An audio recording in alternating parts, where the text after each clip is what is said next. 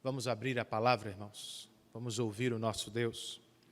Miqueias, capítulo de número 4.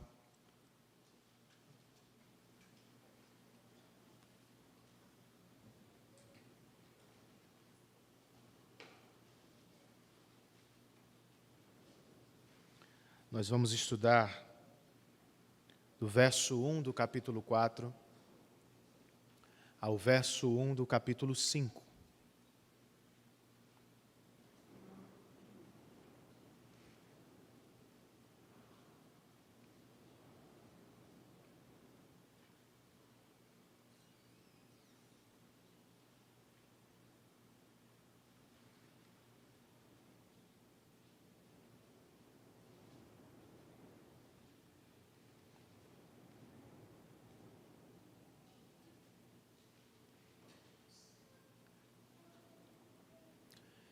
Ao início de seu ministério terreno, Jesus surgiu pregando a seguinte mensagem, irmãos: o tempo é chegado e o reino de Deus está próximo. Mas o que, afinal, é o reino de Deus?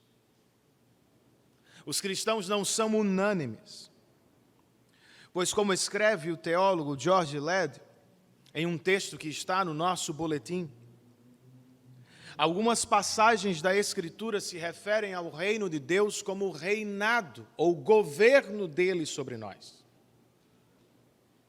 Outras se referem ao reino de Deus como a esfera na qual nós podemos entrar agora.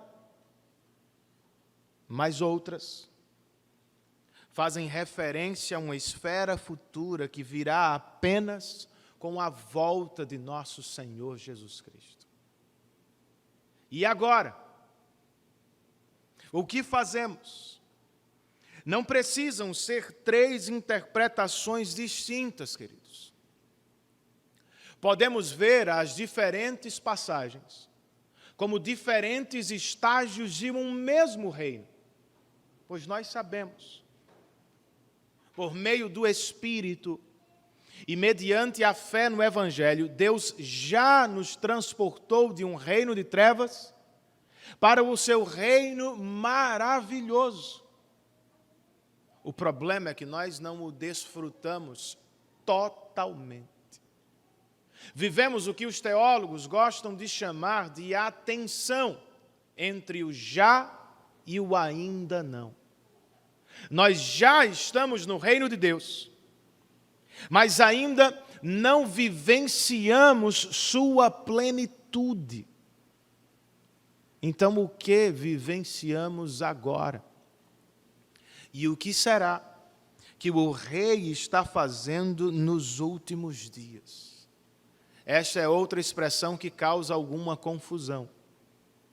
Influenciados pela literatura popular, muitos cristãos acreditam que a expressão aponta apenas para os dias imediatamente antecedentes ao retorno de Cristo.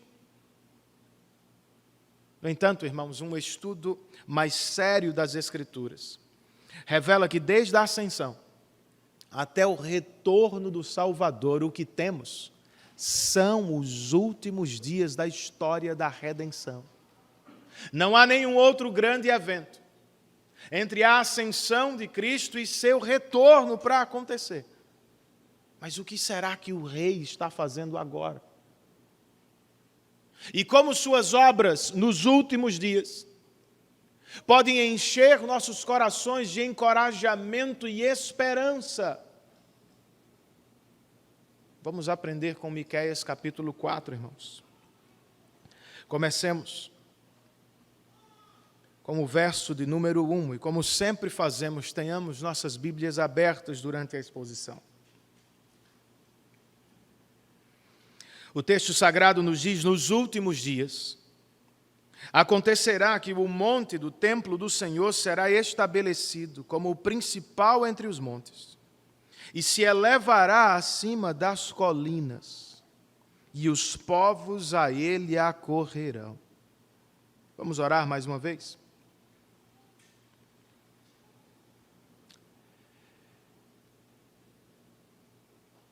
Felizes são, Senhor, os que andam nos teus caminhos. Felizes são os que vivem de acordo com a tua lei. Esta é a declaração que abre o Salmo de número 119. E é também o que nós queremos experimentar durante e após este culto. Nós queremos ser felizes em Ti. Queremos andar nos Teus caminhos. Queremos viver de acordo com a Tua palavra. Por isso nós rogamos Tua assistência, Espírito. Abre os olhos dos nossos corações. Nos permita enxergar e entender as riquezas de Tua palavra. E nos dê desejo e poder do alto para buscar vivê-la para a Tua glória e a alegria dos nossos corações. Oramos assim em nome de Jesus e por amor a Ele. Amém.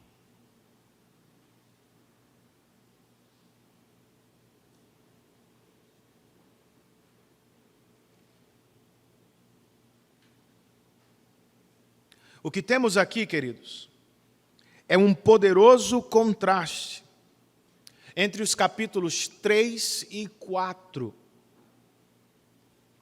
Enquanto o capítulo 3 fala da ausência de Deus, o 4 dá destaque à presença do Senhor no meio de seu povo.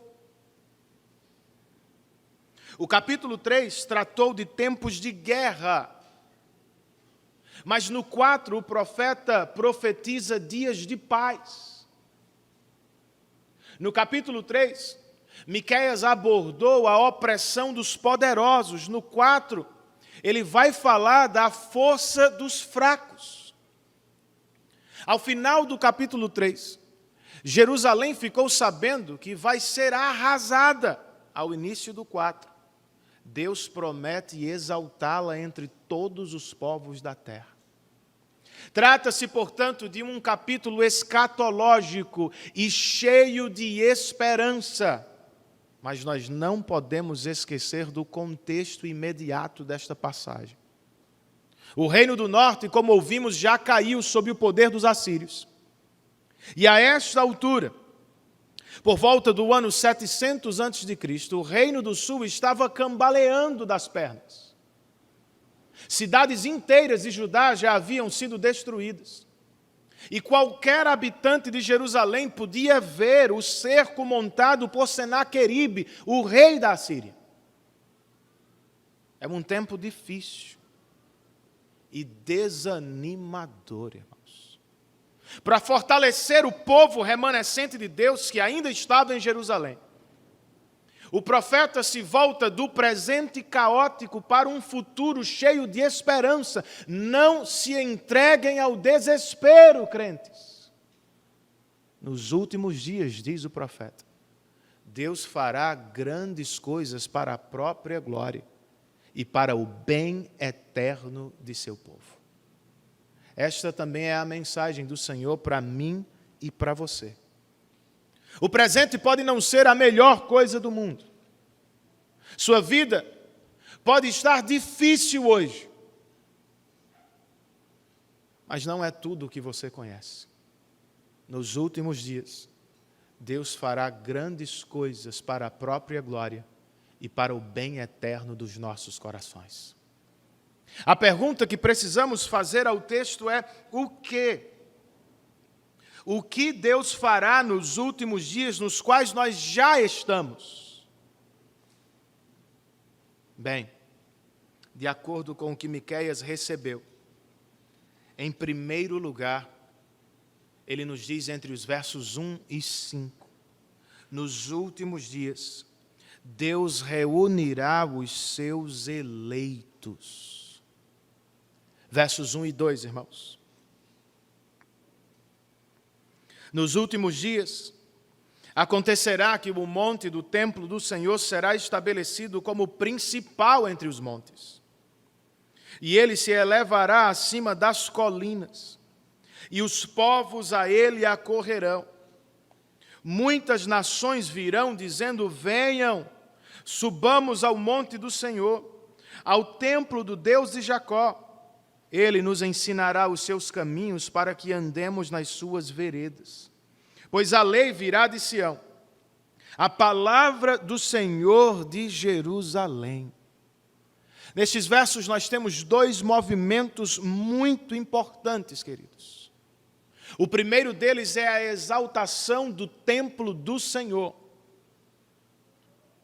Mas será que deveríamos esperar pelo cumprimento literal desta profecia? O templo de Salomão vai ser destruído em alguns anos.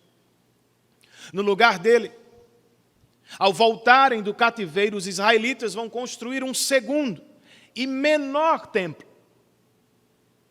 Mas nos nossos dias, o que está no topo do Monte Sagrado de Jerusalém não é um templo israelita. Vocês sabiam disso? É uma mesquita islâmica. Então, pastor, você está dizendo que nós devemos esperar por um novo e grandioso templo judaico? Não, irmãos. Algo maior e infinitamente melhor já aconteceu na história do povo de Deus. Do que é que você está falando, Renan? De Cristo. O Senhor Jesus Cristo veio ao mundo como o verdadeiro templo de Deus para sempre. Ele será o melhor lugar de encontro entre Deus e seus eleitos. Louvado seja o nome do Senhor por isso, irmãos. O segundo movimento importante destes versos é a aproximação dos eleitos que estão espalhados por todas as nações do mundo. O profeta disse: o templo do Senhor vai ser exaltado, e as nações virão a ele. Fazer o quê? As nações virão adorar o nosso Deus. Virão aprender de sua palavra e, consequentemente, viverão de acordo com ela. E isto é muito mais revolucionário do que qualquer programa ou partido político humano, irmãos. Nem sempre nós percebemos isso. Veja por você mesmo, versos 3 e 4, o resultado desta aproximação dos eleitos. O texto nos diz que o Senhor julgará entre muitos povos e resolverá contendas entre nações poderosas e distantes. Das suas espadas farão arados, e das suas lanças foices. Nenhuma nação erguerá a espada contra outra, e não aprenderão mais a guerra. Todo homem poderá sentar-se debaixo da sua videira, e debaixo da sua figueira, e ninguém o incomodará, pois assim falou o Senhor dos exércitos. Você viu os efeitos da pregação da palavra? Os eleitos virão ao templo do Senhor e ouvirão a sua voz. E o resultado será: haverá paz entre as nações. E os indivíduos poderão desfrutar de alegria em segurança, irmãos. As nações não aprenderão mais a arte da guerra, baixarão suas armas. Farão uso de objetos de cultivo, visando o florescimento de toda a sociedade, seus cidadãos, sob a sombra de suas árvores, propriedades privadas, poderão desfrutar de suas riquezas em segurança, pois ninguém vai querer roubá-los. Por que não, Renan? Todos estarão plenamente satisfeitos com o que receberam do Senhor. E por quê?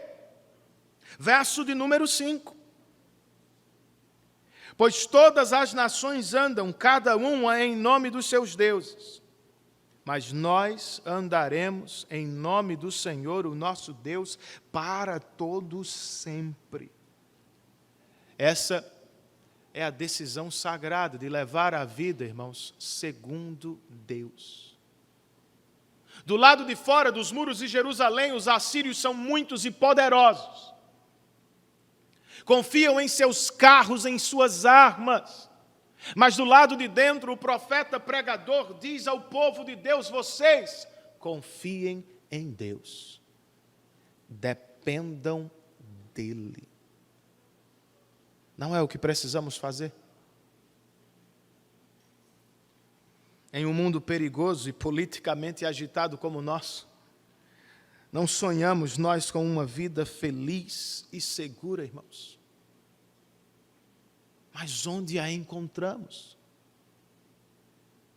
Como crentes podem viver alegres e em seguranças neste mundo? A resposta deste texto é na palavra de Deus.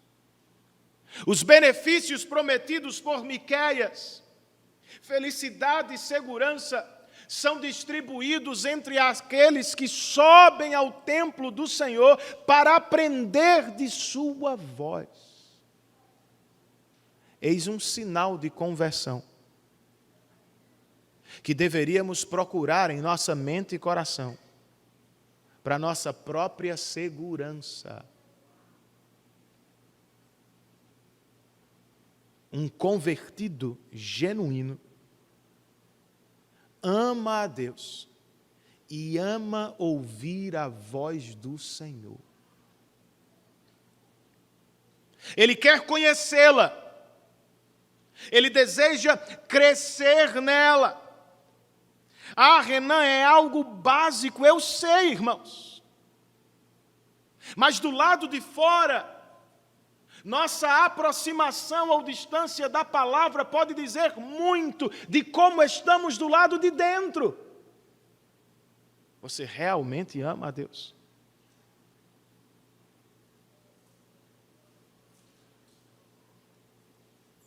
Quanto tempo você dedica à voz dele?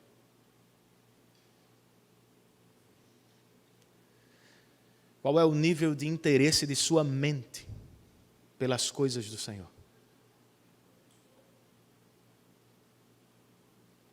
Como você poderia provar à sua esposa que a ama se você não voltasse para casa com regularidade, se você não estivesse protegendo, se você não estivesse com ela durante a semana? Aqui também nós temos uma resposta para a pergunta: por que cultuamos semanalmente? Nós não cultuamos, irmãos, para barganhar as bênçãos de Deus aos domingos. Nós não subimos ao templo para vivenciar um mero encontro social entre amigos, não. Nós nos reunimos semanalmente para adorar o Deus que fala na palavra. Subimos ao templo, deveríamos fazê-lo, com a clara intenção de ouvir a voz dele e aprender com ele. Deveríamos estar todos dispostos aqui a mudar e moldar nossa vida a partir do que ouvimos na palavra de Deus. A ideia é que a palavra pregada precisa causar impactos imediatos e duradouros na nossa vida. Na maneira como enxergamos Deus, como nos enxergamos e como olhamos para a vida. É a palavra de Deus quem nos lidera, irmãos. Ou é Deus por meio de sua palavra? Mas esta dádiva não deve ser exclusiva de alguns. Pois, como ouvimos, as nações virão ao nosso Deus. Louvado seja o Senhor por isso. Mas como acontecerá, Camila? E qual será a nossa parte neste movimento? Nós sabemos, irmãos, isto aqui é o que chamamos de missões. Tornar o nome de Cristo conhecido e desejado entre as nações. Agora, embora os povos sejam diferentes, culturas, costumes, histórias, Nossa estratégia básica missionária é a mesma. Estejamos nós na África com Levi e Bruna, no Cariri da Paraíba com Ade e Felipe, ou no sul do país com Tiago e Anusca, a nossa estratégia missionária básica é a mesma. Qual é, pastor? A exaltação de Cristo, o verdadeiro templo de Deus. Não foi o que Miqueias profetizou? Nos últimos dias, Deus mesmo vai exaltar o seu templo, e as nações virão a Ele. Foi o que Jesus também disse, irmãos. Em dado momento de seu ministério,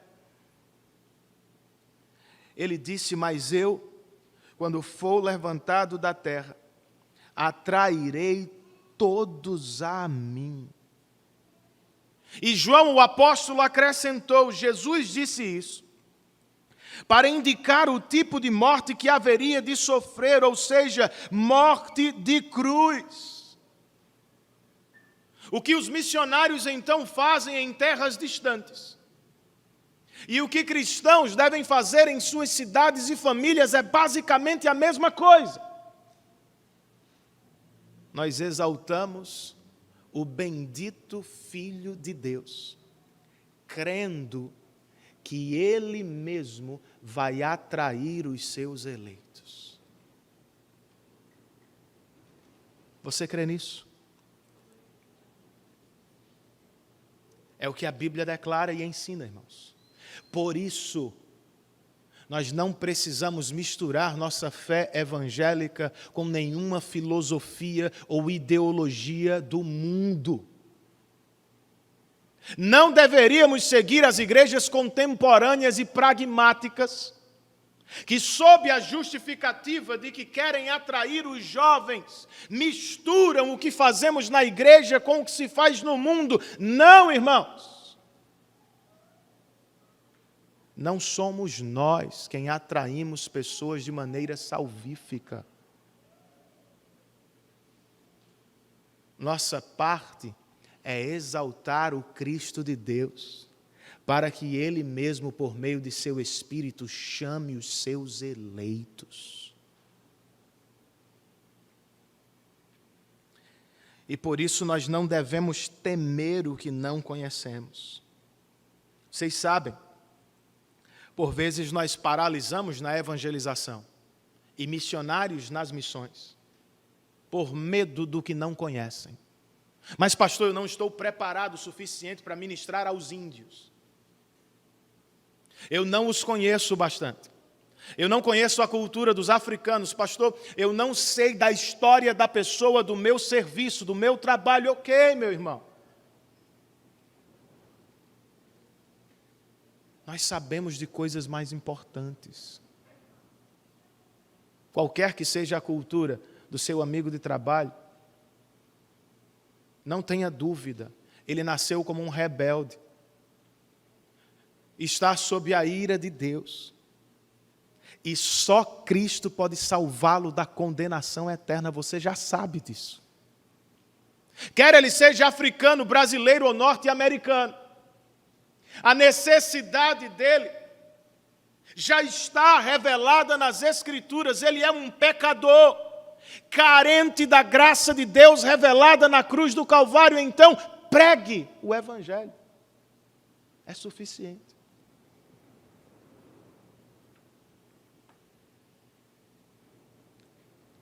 Esta é a nossa missão, irmãos. E eu queria fazer um esclarecimento, porque eu acho que nós temos também confusão quanto à missão, né? Tem muita igreja que traça a própria missão a cada ano. O pessoal está sempre... Tem gente que está até atualizando a Bíblia nesses dias, né?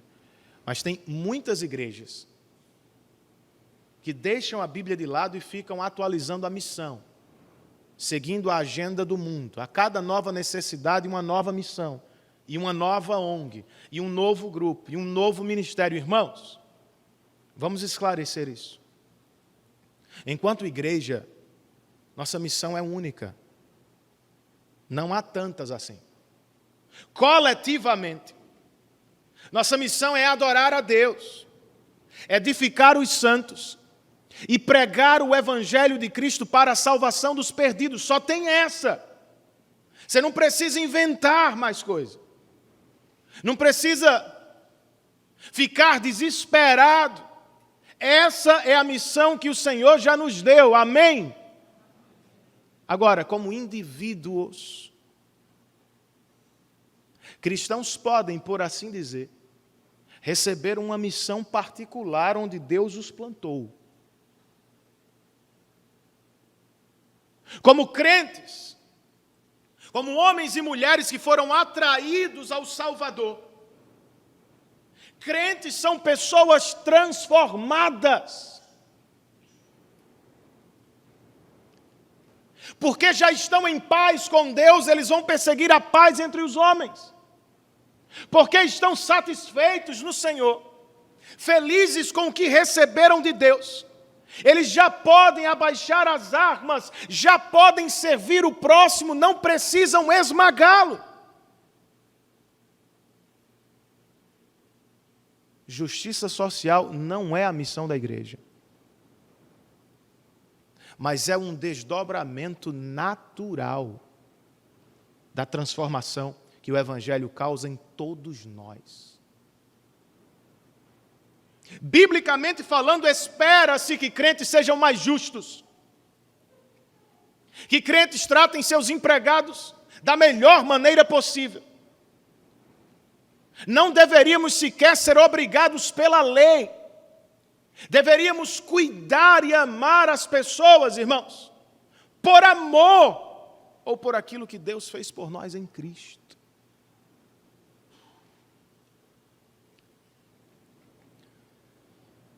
E enquanto tanta gente fala aí sobre avivamento, Jonathan Edwards, no século XVIII, dizia que um efeito do avivamento, ou uma marca do avivamento genuíno, é a justiça social. Ela não é nossa missão de novo. Mas se o Espírito nos visitar e nos tornar aqui, servos desta palavra, nós vamos buscar o amor e o cuidado do próximo, irmãos. Avivamento não é apenas a alegria dos crentes. Avivamento está em curso quando crentes querem a alegria de todos. Quanto mais piedosos somos, mais alegria vamos buscar para as pessoas com quem vivemos. Então Deus o colocou em um lugar, em uma família, e você deve representá-lo bem para a glória de seu nome. Amém, queridos? Em segundo lugar, entre os versos 6 e 8, o profeta nos diz que nos últimos dias Deus fortalecerá a sua igreja.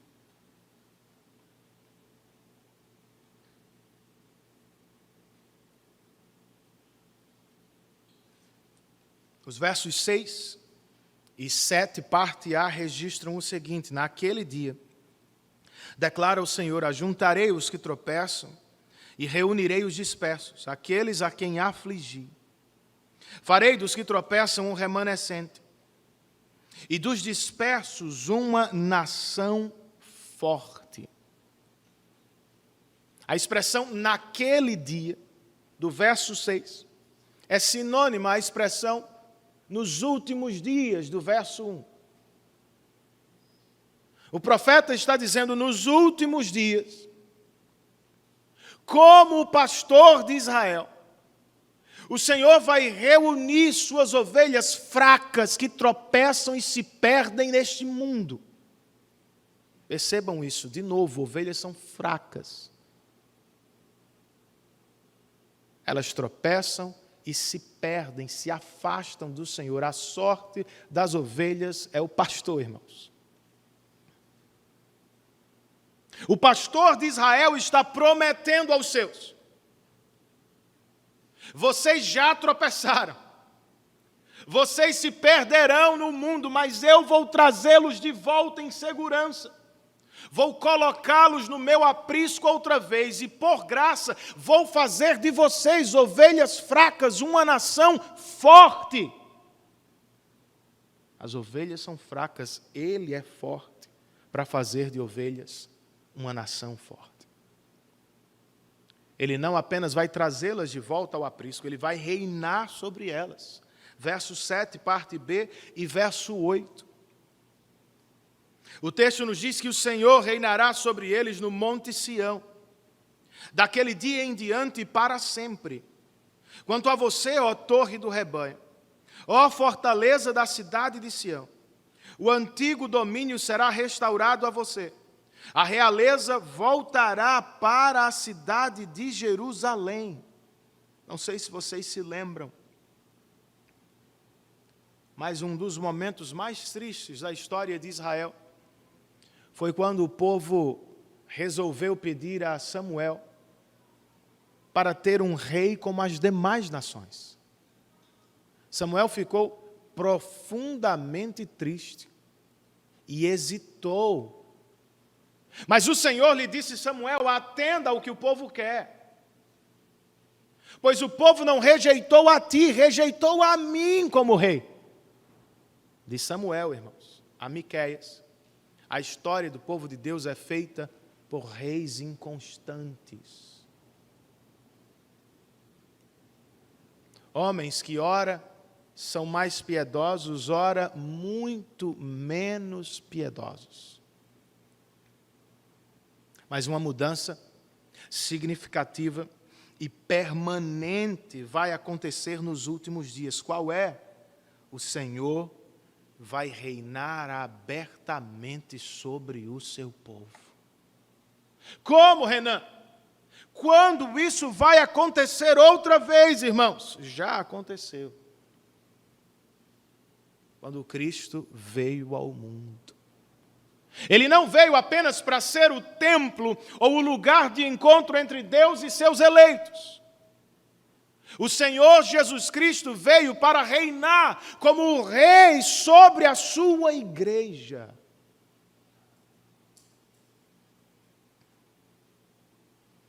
Como coloca um comentarista, o sermão de Miqueias, nesta parte, progride da seguinte forma: o Senhor reunirá suas ovelhas fracas e espalhadas no mundo.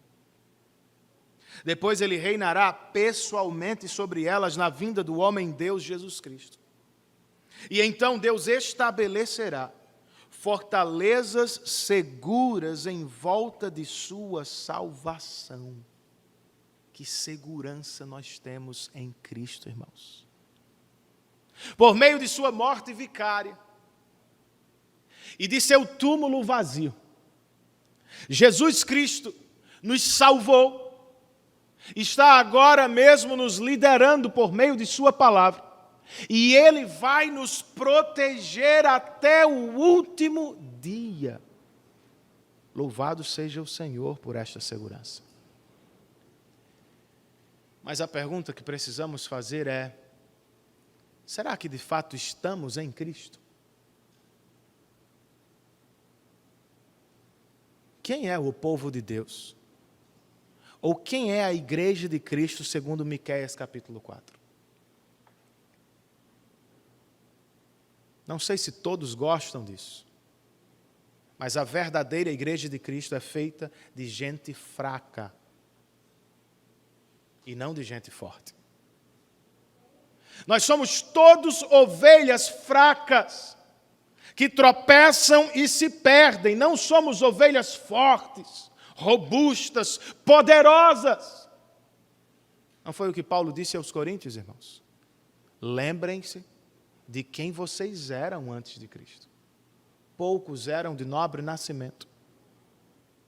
Poucos eram sábios segundo o padrão deste mundo. Então, por que, Renan, Deus reuniu as suas ovelhas e fez delas uma nação forte, ou uma igreja forte? Paulo nos diz em 1 Coríntios 1. A iniciativa foi de Deus, que por meio de Cristo, que é nossa justiça, santidade e redenção, nos trouxe para perto por graça, a fim de que ninguém se vanglorie diante dele. Quem quiser se gloriar, diz Paulo, tem que se gloriar no Senhor. Deus nos salvou por sua graça, e Ele o fez para magnificar a sua glória, irmãos. A ideia é, quando salva ovelhas fracas, o pastor poderoso é mais glorificado. Logo, nenhum de nós pode bater no peito aqui com orgulho, dizendo, eu mereço, eu posso, eu conquisto, eu sou. Nós somos ovelhas fracas, salvas por um pastor poderoso e maravilhoso.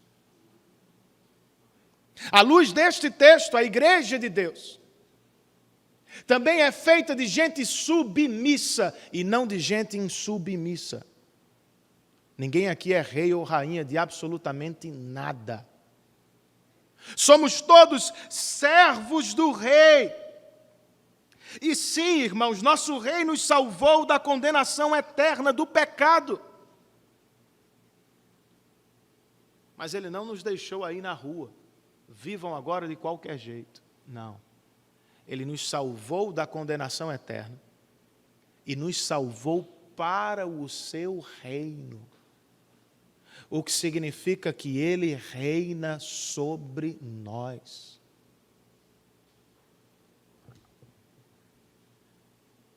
Em tempos de empoderamento humano, nada poderia soar mais estranho. Nós não queremos ser poderosos, nós queremos ser servos do Rei. E quando muitos se afastam e até abominam a ideia da monarquia, alegremente nós dizemos ao mundo, nós temos e amamos o Rei. É bom estar sob os cuidados dEle. E ainda segundo essa passagem, a igreja de Deus, a verdadeira igreja de Deus é feita por gente compassiva e não gente orgulhosa e arrogante. Pois você sabe que é uma ovelha fraca, que Deus é poderoso, se Ele quisesse poderia ter esmagado você, justamente. Mas não foi o que Ele fez, irmãos. Por graça e porque é cheio de compaixão, Ele estendeu a mão às fracas ovelhas e as arrebatou da condenação. Se queremos ser coerentes do mundo, nós precisamos viver à semelhança do Deus que foi compassivo conosco. A ética darwinista não deve predominar entre nós, irmãos. A pregação deles é: os mais fortes sobrevivem. O mundo é do poderoso. Não! Nós não somos poderosos, nós somos fracos, salvos por um Deus poderoso e compassivo. Logo, nós vivemos do mesmo jeito. Isso tem aplicação para dar e vender. Você que é chefe de sua casa, como é que você lidera o seu rebanho? Você é mais parecido com um ditador que prende, esmaga, diminui? Ou você é mais parecido como um rei, sofredor e servo? Ah, pastor, minha esposa é assim, minha esposa é assado, meus filhos são assim, meus filhos... Você está falando de si próprio, meu irmão. É responsabilidade sua desenvolver a piedade de sua esposa e de seus filhos. Deus espera que você use as ferramentas que recebeu para desenvolver esposa e filhos para a glória dEle. Se não é o que faz, se você é um marido que esmaga, um pai que persegue, um pai ausente, negligente, um marido que não se preocupa com o desenvolvimento da esposa, você não está representando bem o rei. O mesmo vale para os seus negócios, para os seus estudos. Se só você se dá bem nos negócios, e se para isso você pisa, usa, maltrata, você não está representando Jesus. Com o que recebeu de Deus, oportunidades, recursos, conhecimento, você deveria viver no trabalho e na faculdade para ajudar pessoas. A ideia é que você as torne um pouco mais fortes, se aos seus olhos elas são fracas, e não que você se aproveite delas em benefício próprio. Que Deus nos ajude, irmãos, a sermos mais parecidos com o nosso Rei, servo sofredor, que podendo nos esmagar por nossos próprios pecados, nos estendeu sua mão cheia de graça e compaixão na cruz. Por fim, irmãos, nos últimos dias, o profeta nos diz que Deus resgatará o seu povo. Do verso 9 do capítulo 4 ao verso 1 do capítulo 5.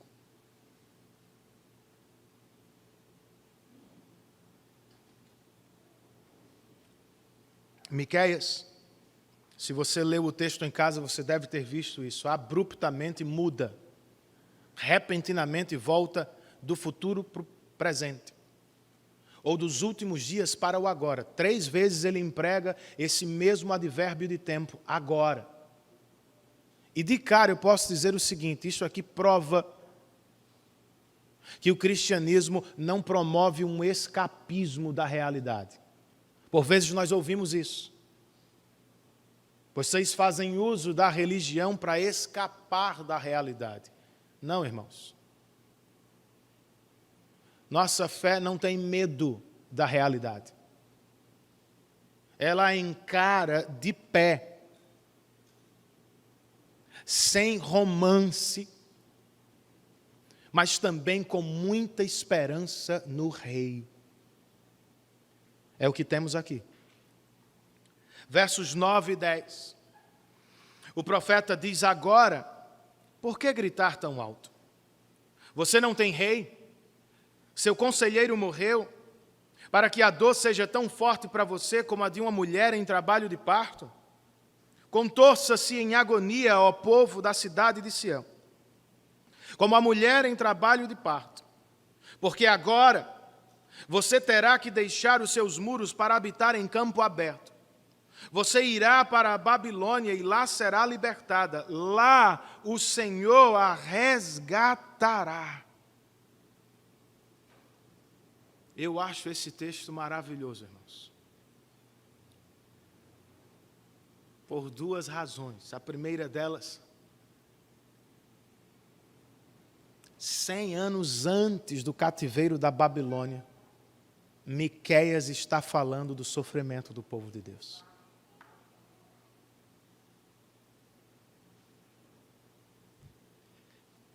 Em segundo lugar, ele não está escondendo absolutamente nada. Os falsos profetas de sua época estão mentindo para o povo. Não, sofrimento nada. Doença não nos alcançará, tragédias não nos ocorrerão. Miqueias se coloca de pé e diz: pessoal, preparem-se, vocês vão sofrer. O sofrimento vai se dar em 3 etapas.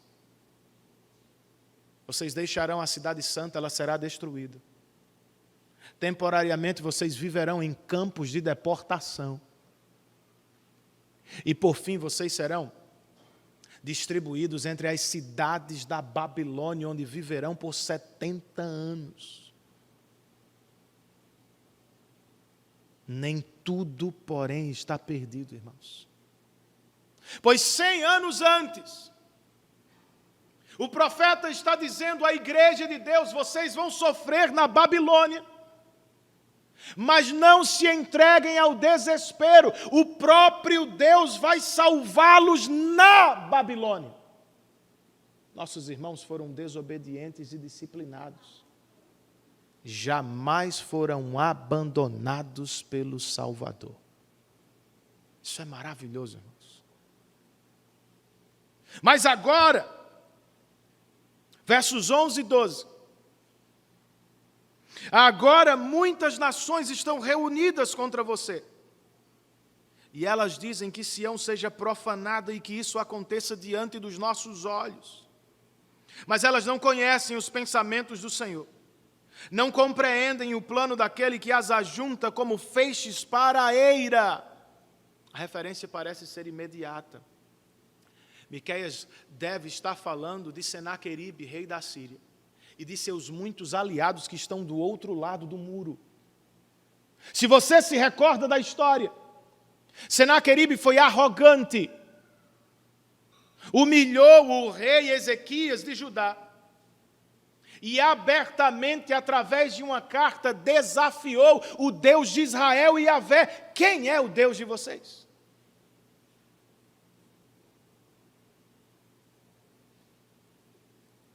Miqueias diz ao povo de Judá: eles são poderosos, sabem muito de estratégia militar, mas desconhecem os planos do Senhor. Não conhecem os atos redentivos de Deus na história.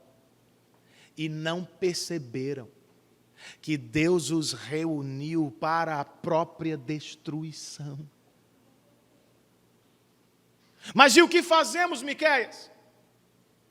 Eles estão do lado de fora montando o cerco, subindo os muros, destruindo os portões. Do lado de dentro, o que é que nós fazemos?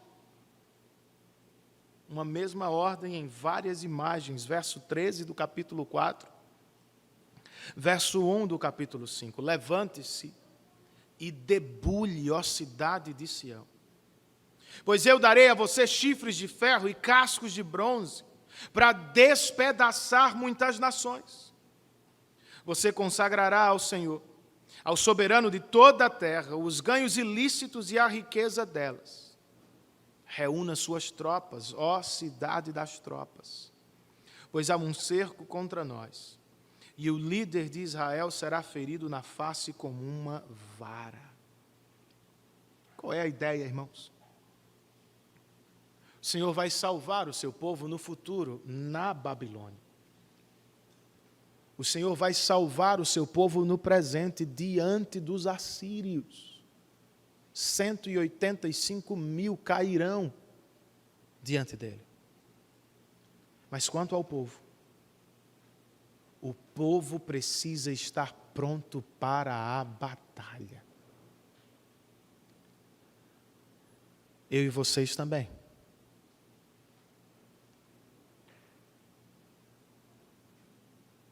O tempo é de guerra, irmãos. O tempo é de batalha espiritual. Mas, Renan, você acabou de dizer que estamos em paz com Deus. E que devemos abandonar as armas para perseguir e cultivar as pessoas com quem vivemos. É verdade. Mas se lembre da atenção da introdução. Nós já estamos em paz com Deus. Mas ainda nos achamos em guerra, irmãos. Contra o pecado, contra o mundo e contra o próprio diabo. A vida cristã não é um parque de diversões. Nossas férias ainda não chegaram, querido. A vida cristã é uma guerra. Do ponto em que o Espírito o converte a Cristo, ao dia do seu encontro com Ele na glória, você precisa guerrear todos os dias para fazer desaparecer os vestígios do pecado no seu coração. Cristãos não se acomodam com uma vida cristã medíocre, com uma vida cristã mundana. Não fazem as pazes com o pecado. A cada manhã eles oram e saem para lutar contra o próprio pecado no coração. Você não pode continuar a mesma pessoa a cada dia que passa, está errado.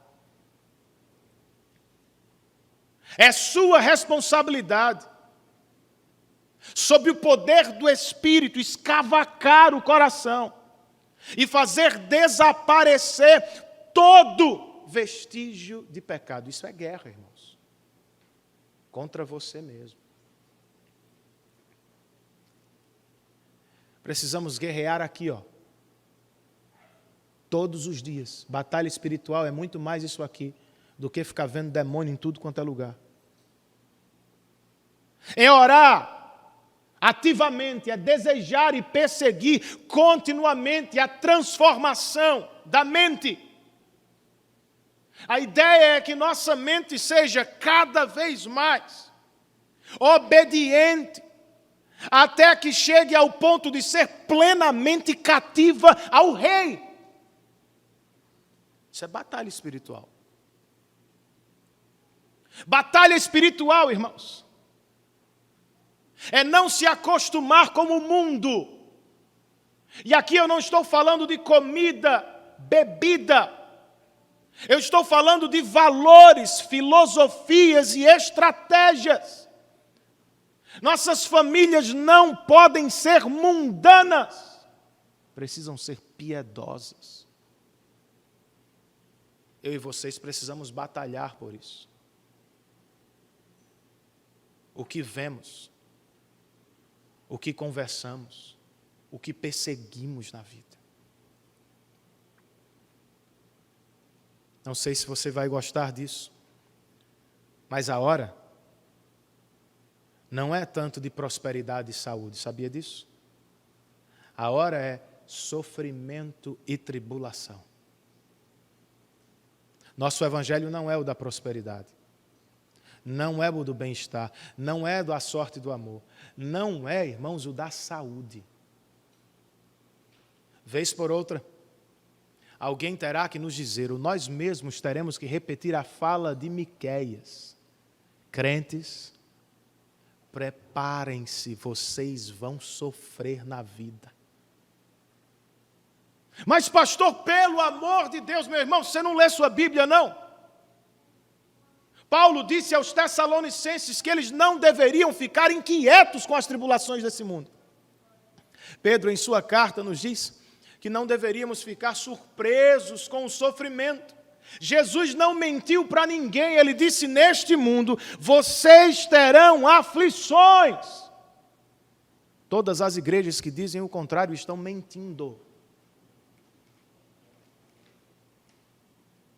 Se você for honesto consigo mesmo, se sair dessa bolha neopentecostal louca e voltar para a realidade, você vai perceber que o mundo é feito de muito sofrimento.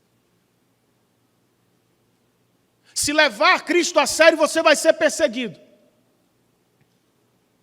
Isso é sofrimento. Inevitavelmente, à medida que os anos passam, seu corpo vai se enfraquecendo. Em algum momento a gente vai ter que morrer de alguma coisa, meu querido. Com corações partidos, teremos que sepultar irmãos e amigos queridos. Fizemos isso outro dia. Alguém ficou feliz? Alguém poderia dizer que não sofremos? Como uma jovem irmã nossa que partiu aos 47 anos, deixando uma filha para trás. Mas isso não deveria nos surpreender, irmãos. Por mais tristes que estejamos, é parte do que experimentamos em um mundo manchado pelo pecado. Então, como é que a gente suporta isso, Renan? Como atravessamos o sofrimento de pé? Lembre-se, irmãos, nossos irmãos foram para o exílio. Deus não os abandonou lá. Vocês vão sofrer na Babilônia, mas eu vou salvá-los lá dentro. Não é salvação à distância, não. Não é um e-mail, não. Na Babilônia eu vou salvar vocês. Não foi o que o Senhor disse a Paulo? Ao final de sua segunda carta aos Coríntios, Senhor, retira de mim esse espinho na carne. Não, Paulo, não. A minha graça te basta. eu não vou tirá-lo do sofrimento. Eu vou te dar mais graça dentro dele. Louvado seja o Senhor por isso. Nós não estamos sozinhos. Lembre-se que nas mãos do Senhor, um sofrimento pode ser instrumento de santificação. Sofrimento geralmente dobram joelhos, irmãos.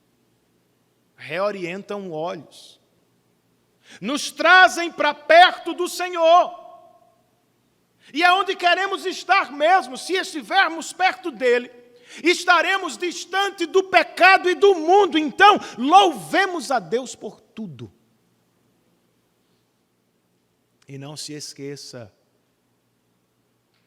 da providência divina. Deus está trabalhando nesta crise que vivemos, para a glória dele e para o nosso bem eterno. Você crê nisso? O Senhor estava trabalhando aqui, irmãos. Do lado de dentro, os judeus estavam assustados.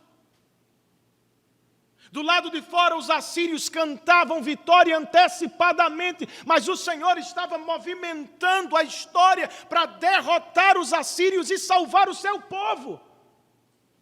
Não foi o que ele fez na cruz do Calvário? Nosso Redentor parecia um derrotado. As pessoas zombaram dele. Ironicamente, o chamaram de o rei dos judeus. Desce daí, se tu és mesmo o rei dos judeus, faz alguma coisa, irmãos. Parecia a derrota.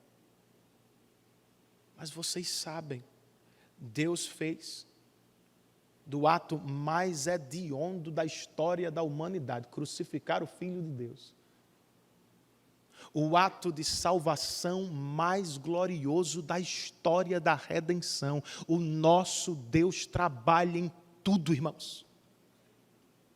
Ele é capaz de transformar sofrimento em alegria.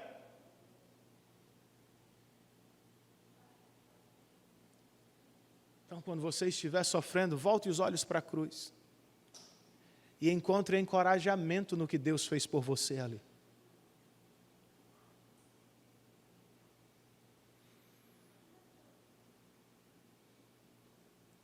Você crê nisso?